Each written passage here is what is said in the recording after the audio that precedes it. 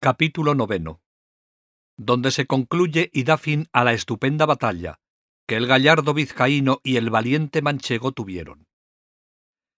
Dejamos en la primera parte de esta historia al valeroso vizcaíno y al famoso Don Quijote con las espadas altas y desnudas, en guisa de descargar dos furibundos fendientes, tales que si en lleno se acertaban, por lo menos se dividirían y fenderían de arriba abajo y abrirían como una granada. Y en aquel punto tan dudoso paró y quedó destroncada tan sabrosa historia, sin que nos diese noticia su autor, dónde se podría hallar lo que de ella faltaba. Causóme esto mucha pesadumbre, porque el gusto de haber leído tan poco se volvía en disgusto de pensar el mal camino que se ofrecía para hallar lo mucho que, a mi parecer, faltaba de tan sabroso cuento. Parecióme cosa imposible y fuera de toda buena costumbre, que a tan buen caballero le hubiese faltado algún sabio que tomara a cargo el escribir sus nunca vistas hazañas, cosa que no faltó a ninguno de los caballeros andantes, de los que dicen las gentes que van a sus aventuras. Porque cada uno de ellos tenía uno o dos sabios, como de molde, que no solamente escribían sus hechos, sino que pintaban sus más mínimos pensamientos y niñerías, por más escondidas que fuesen. Y no había de ser tan desdichado, tan buen caballero, que le faltase a él lo que sobró a Platir y a otros semejantes. Y así, no podía inclinarse a creer que tan gallarda historia hubiese quedado manca y estropeada, y echaba la culpa a la malignidad del tiempo, devorador y consumidor de todas las cosas, el cual o la tenía oculta o consumida. Por otra parte, me parecía que, pues entre sus libros se habían hallado tan modernos como Desengaño de celos y Ninfas y pastores de Henares, que también su historia debía de ser moderna, y que, ya que no estuviese escrita, estaría en la memoria de la gente de su aldea y de las a ella circunvecinas. Esta imaginación me traía confuso y deseoso de saber real y verdaderamente toda la vida y milagros de nuestro famoso español Don Quijote de la Mancha, luz y espejo de la caballería manchega, y el primero que en nuestra edad y en estos tan calamitosos tiempos se puso al trabajo y ejercicio de las andantes armas, y al de desfacer agravios, socorrer viudas, amparar doncellas, de aquellas que andaban con sus azotes y palafrenes, y con toda su virginidad a cuestas, de monte en monte y de valle en valle,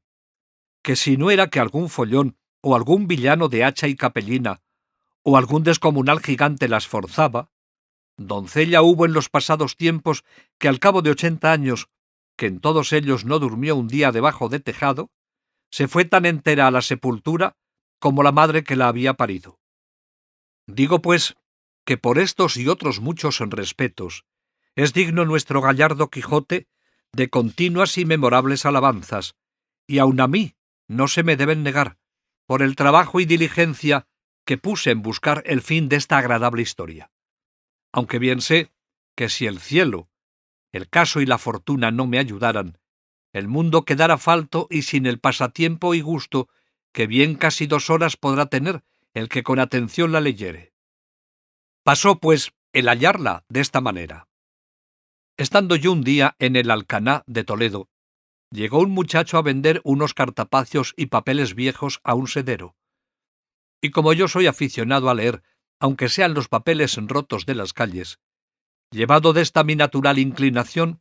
tomé un cartapacio de los que el muchacho vendía, y vile con caracteres que conocí ser arábigos. Y puesto que, aunque los conocía, no los sabía leer, anduve mirando si parecía por allí algún morisco aljamiado que los leyese. Y no fue muy dificultoso hallar intérprete semejante, pues aunque le buscara de otra mejor y más antigua lengua, le hallara. En fin, la suerte me deparó uno que, diciéndole mi deseo y poniéndole el libro en las manos, le abrió por medio, y leyendo un poco en él, se comenzó a reír. Preguntéle yo que de qué se reía, y respondióme que de una cosa que tenía aquel libro escrita en el margen por anotación. Díjele que me la dijese, y él, sin dejar la risa, dijo: «Está, como he dicho, aquí, en el margen, escrito esto: Esta Dulcinea del Toboso, tantas veces en esta historia referida, dicen que tuvo mejor mano para salar puercos que otra mujer de toda la Mancha. Cuando yo oí decir Dulcinea del Toboso, quedé atónito y suspenso, porque luego se me representó que aquellos cartapacios contenían la historia de Don Quijote. Con esta imaginación le di priesa que leyese el principio, y haciéndolo ansí, volviendo de improviso el arábigo en castellano, dijo que decía Historia de Don Quijote de la Mancha, escrita por Cide Hamete Benengeli, historiador arábigo. Mucha discreción fue menester para disimular el contento que recibí cuando llegó a mis oídos el título del libro. Y salteándosele al sedero, compré al muchacho todos los papeles y cartapacios por medio real, que si él tuviera discreción y supiera lo que yo los deseaba, bien se pudiera prometer y llevar más de 6 reales de la compra. Apartéme luego con el morisco por el claustro de la iglesia mayor, y roguéle me volviese aquellos cartapacios, todos los que trataban de Don Quijote en lengua castellana, sin quitarles ni añadirles nada, ofreciéndole la paga que él quisiese. Contentóse con 2 arrobas de pasas y 2 fanegas de trigo, y prometió de traducirlos bien y fielmente y con mucha brevedad. Pero yo, por facilitar más el negocio y por no dejar de la mano tan buen hallazgo, le truje a mi casa, donde en poco más de mes y medio la tradujo toda, del mismo modo que aquí se refiere. Estaba en el primer cartapacio, pintada muy al natural, la batalla de Don Quijote con el vizcaíno, puestos en la misma postura que la historia cuenta, levantadas las espadas, el uno cubierto de su rodela, el otro de la almohada, y la mula del vizcaíno tan al vivo que estaba mostrando ser de alquiler a tiro de ballesta.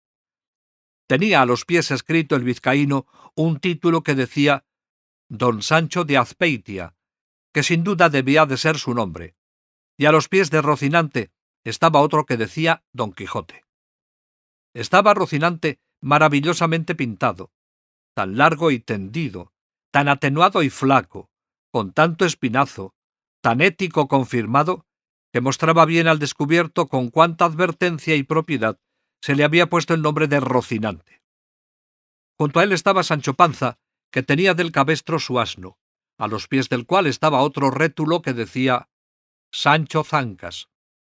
y debía de ser que tenía, a lo que mostraba la pintura, la barriga grande, el talle corto y las zancas largas, y por esto se le debió de poner nombre de Panza y de Zancas, que con estos 2 sobrenombres le llama algunas veces la historia. Otras algunas menudencias había que advertir, pero todas son de poca importancia y que no hacen al caso a la verdadera relación de la historia, que ninguna es mala como sea verdadera. Si a ésta se le puede poner alguna objeción cerca de su verdad, no podrá ser otra sino haber sido su autor arábigo, siendo muy propio de los de aquella nación ser mentirosos, aunque, por ser tan nuestros enemigos, antes se puede entender haber quedado falto en ella que demasiado. Y ansí me parece a mí, pues cuando pudiera y debiera extender la pluma en las alabanzas de tan buen caballero, parece que de industria las pasa en silencio, cosa mal hecha y peor pensada, habiendo y debiendo ser los historiadores puntuales, verdaderos y no nada apasionados, y que ni el interés ni el miedo, el rancor ni la afición no les hagan torcer del camino de la verdad, cuya madre es la historia, émula del tiempo, depósito de las acciones, testigo de lo pasado, ejemplo y aviso de lo presente, advertencia de lo porvenir. En esta sé que se hallará todo lo que se acertase a desear en la más apacible, y si algo bueno en ella faltare, para mí tengo que fue por culpa del galgo de su autor antes que por falta del sujeto. En fin, su segunda parte, siguiendo la traducción, comenzaba de esta manera. Puestas y levantadas en alto las cortadoras espadas de los 2 valerosos y enojados combatientes, no parecía sino que estaban amenazando al cielo, a la tierra y al abismo. Tal era el denuedo y continente que tenían. Y el primero que fue a descargar el golpe fue el colérico vizcaíno, el cual, fue dado con tanta fuerza y tanta furia, que a no volvérsele la espada en el camino, aquel solo golpe fuera bastante para dar fin a su rigurosa contienda y a todas las aventuras de nuestro caballero. Mas la buena suerte, que para mayores cosas le tenía guardado, torció la espada de su contrario, de modo que, aunque le acertó en el hombro izquierdo, no le hizo otro daño que desarmarle todo aquel lado, llevándole de camino gran parte de la celada con la mitad de la oreja.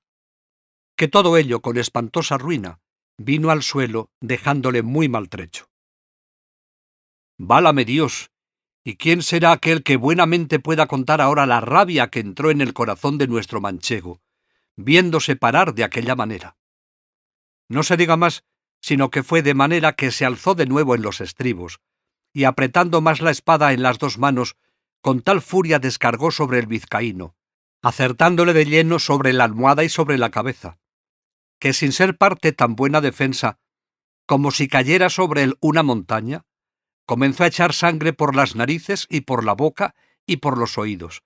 y a dar muestras de caer de la mula abajo, de donde cayera, sin duda, si no se abrazara con el cuello.